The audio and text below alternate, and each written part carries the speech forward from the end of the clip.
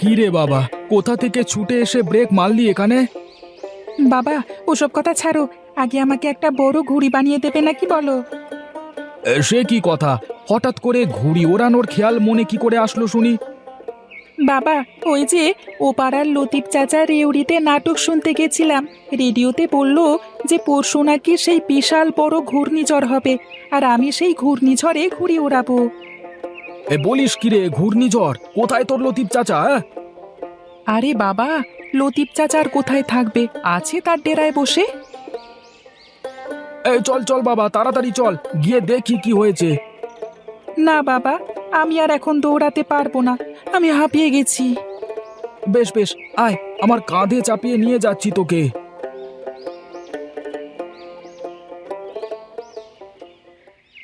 ঘূর্ণিঝড় আরও উত্তরের দিকে অগ্রসর হবে। রোববার মধ্যরাতে এটি সাগরদ্বীপ এবং খেপুপাড়ার মধ্যবর্তী অঞ্চল অতিক্রম করবে। সেই সময় বাতাসের সর্বোচ্চ গতিবেগ ঘন্টায় ১১০ থেকে ১২০ কিলোমিটার হতে পারে, তবে দমকা বা ঝোড়ো হাওয়ার আকারে তা ১৩৫ কিলোমিটার পর্যন্ত উঠতে পারে। এদিকে রোববার বিকেলে আবহাওয়া অধিদপ্তরের সর্বশেষ ১৩ নম্বর বিশেষ বুলেটিনে বলা হয়েছে, সবশেষ অবস্থান অনুযায়ী ঘূর্ণিঝড়টি সমুদ্র বন্দর থেকে ১৮০ কিলোমিটার দক্ষিণে অবস্থান করছে। নাওপাড়াবাসীদের ১০ নম্বর বিপদ সংকেত দেওয়া হয়েছে। এই খেয়েছে রে, এবার এই ঝড়টা তো আমাদের এলাকা দিয়ে যাবে। এই মানুষের মাঠ ভরা ফসল কি হবে এবার? এখানে বসে থেকে আর লাভ নেই। চলো চলো, সবাই গিয়ে যে যার মতো এই ঝড়ের হাত থেকে বাঁচবার চেষ্টা করি। হ্যাঁ হ্যাঁ, চল চল চল।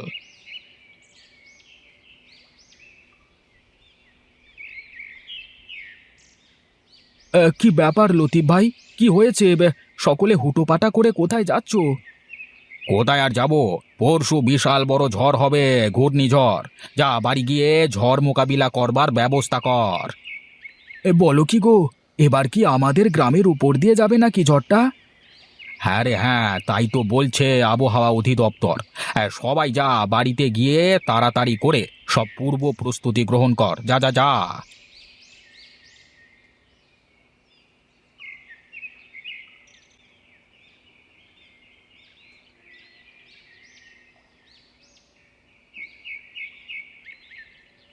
আচ্ছা বাবা, সবাই ঘূর্ণিঝড়ের কথা শুনে এরকম ভয় পেয়ে আছে কেন? ঘূর্ণিঝড়ে তো ঘুড়ি ওড়াতে হয়, তাই না বাবা? তোমাকে কে বলেছে যে ঘূর্ণিঝড়ে ঘুড়ি ওড়াতে হয়, পাগল ছেলে একটা? কেন বাবা, কে আবার বলবে? আমার বন্ধুরা সবাই বলেছে যে ওরা ঝড়ে ঘুড়ি ওড়াবে। না বাবা, ঘূর্ণিঝড় হলে মানুষের ঘর বাড়ি সব বাতাসে উড়িয়ে নিয়ে যায়, গাছপালা সব ভেঙে যায়, উপড়ে যায়। তাহলে খুব বিপদ বাবা। মানুষের ঘরবাড়ি ভেঙে গেলে মানুষ থাকবে কোথায়? আর গাছ ভেঙে যদি মানুষের ঘাড়ের উপর পড়ে, তখন কি হবে? কি আর হবে বাবা, মহা বিপদ, মানুষের মহা বিপদ। তাড়াতাড়ি গিয়ে বাড়ি ঘর শক্ত করে বাঁধতে হবে, না হলে সব কিছু উড়িয়ে নিয়ে যাবে ঝড়ে। হ্যাঁ বাবা, চলো চলো, তাড়াতাড়ি চলো বাড়িতে। ওহ, সে কখন থেকে চেষ্টা করছি একটা আম পাড়তে, পারতেই পারছি না। কেন যে পড়ছে না কে জানে।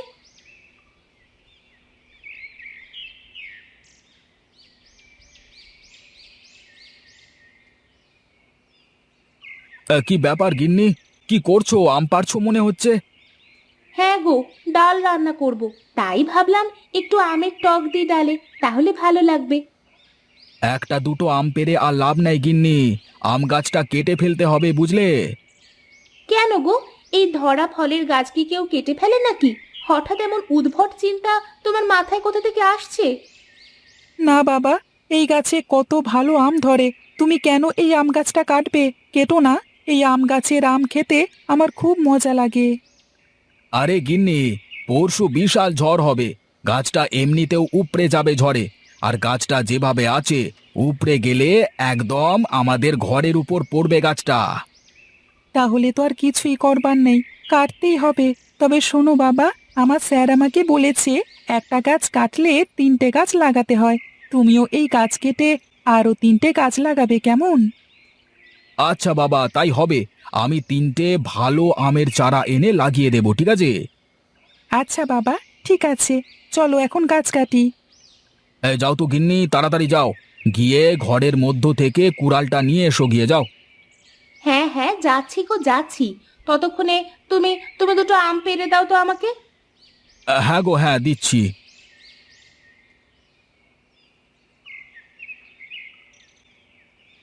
এই নাও গো, তোমার কুড়াল নাও।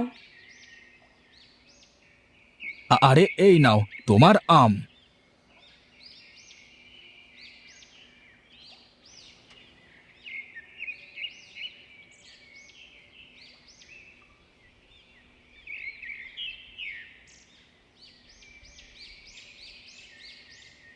কিরে, কি ব্যাপার? হাত চালিয়ে কাজ কর, বেলা যে গড়িয়ে গেল।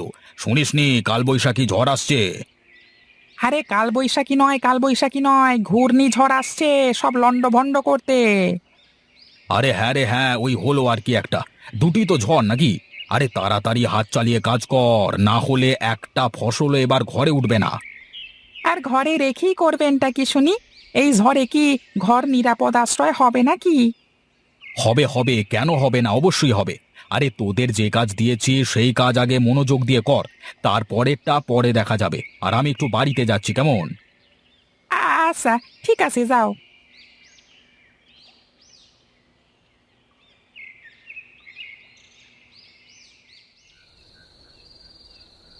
কি ব্যাপার, তোমার কি হয়েছে? এত চিন্তিত কেন দেখাচ্ছে তোমাকে? আমি ঝড়ের কথা ভেবে চিন্তা করছি গো। ঝড়ে যদি আমাদের বাড়িঘর উড়িয়ে নিয়ে যায় তাহলে কি হবে ভেবে দেখেছো তুমি? কি করব বলো? ঝড় হলে তো আর ঠেকানো সম্ভব না, যা হবার তা তো হবেই। কিন্তু এত বড় ঝড়ে কি আমাদের এই ঘরে থাকাটা ঠিক হবে নাকি গিন্নি, বলো তো? হ্যাঁ গো, তাই তো ভাবছি আমি। এত বড় ঝড়ে কি করে থাকবো আমরা এই ঘরে? আরে তুমি কোনো চিন্তা করো না গিন্নি, আমি একটা ব্যবস্থা করছি। কি ব্যবস্থা করবে তুমি? এই একদিনে তো আর নতুন ঘর তুলতে পারবে না। তা না পারি, কিন্তু একটা মাথা গোঁজবার মতো নিরাপদ জায়গা তো পাবো। কোথায় পাবে সেই নিরাপদ জায়গা? তুমি আর কোনো চিন্তা করো না, অনেক রাত হয়ে গেছে, যাও এখন।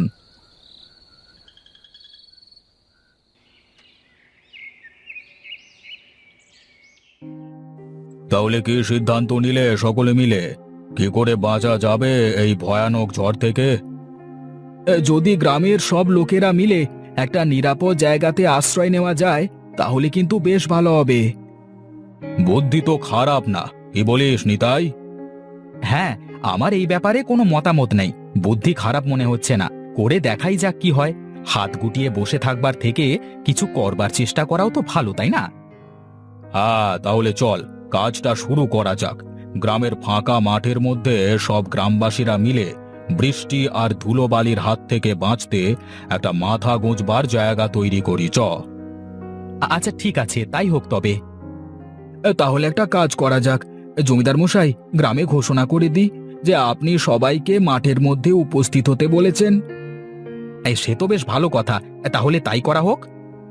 হ্যাঁ হ্যাঁ, যান, সবাই গিয়ে গ্রামবাসীদের সবাইকে বলে দিন।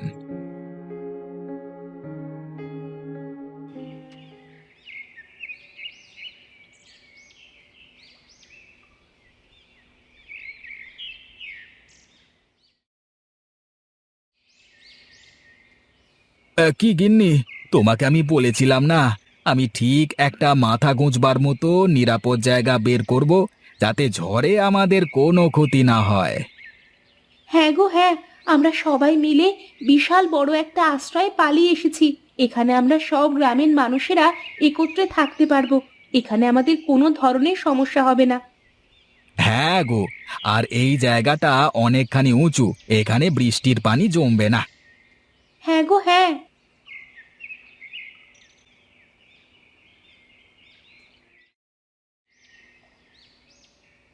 এই সব কিছু হয়েছে শুধুমাত্র গোপালের জন্য।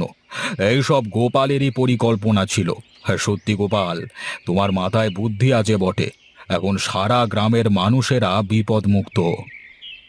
আমি তো শুধু বুদ্ধি দিয়েছি, কিন্তু গ্রামবাসীরা সকলে মিলে এই এত বড় কাজটা সম্পন্ন করেছে। এখন চলুন, সবাইকে নিয়ে বাড়ি চলুন। বিকেলের মধ্যে সবাই এই জায়গাতে উপস্থিত হতে হবে, কাল সকাল থেকে ঝড়টা শুরু হবে।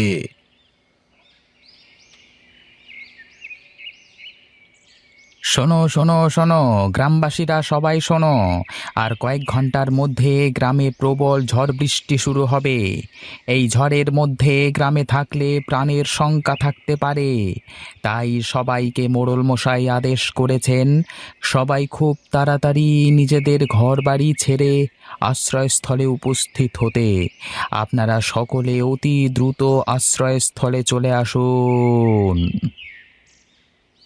ওই দেখো গিন্নি, তাড়াতাড়ি আসো গো, তাড়াতাড়ি আসো।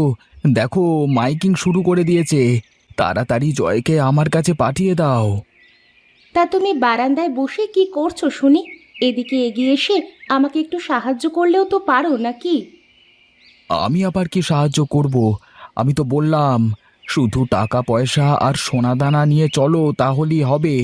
তুমি আবার দেখছি হাঁড়ি পাতিল চাল ডাল সব বেঁধে নিচ্ছ। বলা তো যায় না যে কখন কি হয়। যদি 2-3 দিন থাকি তাহলে খাবে কি শুনি? আরে বেশি ঝড় হবে না, একটু হয়ে থেমে যাবে আর আমরা বাড়ি চলে আসবো। সাবধানের মান নেই, কি হবে বলা দুষ্কর। আচ্ছা ঠিক আছে, চলো চলো, তাড়াতাড়ি চলো। হ্যাঁ হ্যাঁ চলো। গিন্নি, গিন্নি পা চালিয়ে হাঁটো গিন্নি। আচ্ছা বাবা, আমরা সবাই কোথায় যাচ্ছি?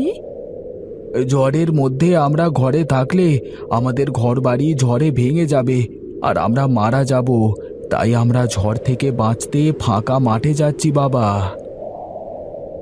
ঘূর্ণিঝড় আরও উত্তরের দিকে অগ্রসর হচ্ছে, আর কিছুক্ষণের মধ্যে এটি খেপুপাড়ার মধ্যবর্তী অঞ্চল অতিক্রম করবে। সেই সময় বাতাসের সর্বোচ্চ গতিবেগ ঘন্টায় 110 থেকে 120 কিলোমিটার হতে পারে। তবে দমকা বা ঝোড়ো হাওয়ার আকারে তা 135 কিলোমিটার পর্যন্ত উঠতে পারে। তাই সবাইকে বিশেষ সতর্ক করা যাচ্ছে যে সবাই আশ্রয়স্থলে চলে যান। আগামী 2 দিন কেউ বাড়িতে থাকবেন না, সবাইকে আশ্রয়স্থলে থাকবার জন্য অনুরোধ করা যাচ্ছে। সে কি, আমাদের তো 2 দিন এখানে থাকতে হবে, আমরা খাবো কি তাহলে? ও নিয়ে আপনারা চিন্তা করবেন না, আমি সব নিয়ে এসেছি। আমি সবাইকে রান্না করে খাওয়াবো।